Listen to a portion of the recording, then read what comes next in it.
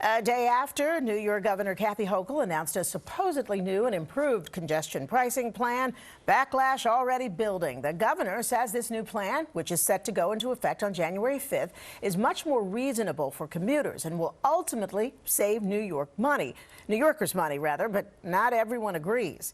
Here's Eyewitness News reporter Janice Yu.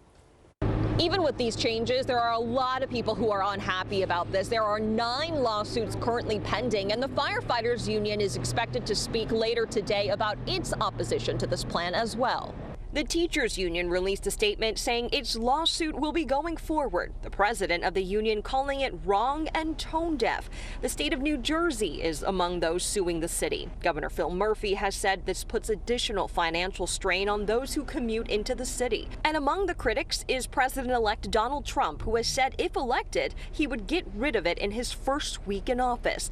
The plan to have this go into effect in early January is strategic. It would be much more complicated for Trump to block the plan if it's already in place by the time he's in office.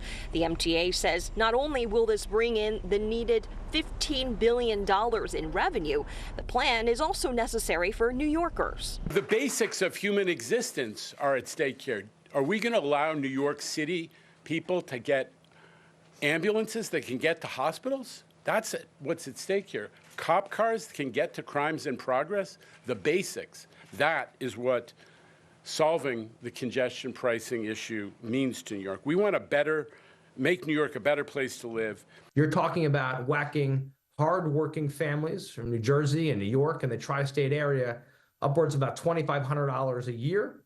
That's if you have Easy Pass, and about $3,500 a year if you don't.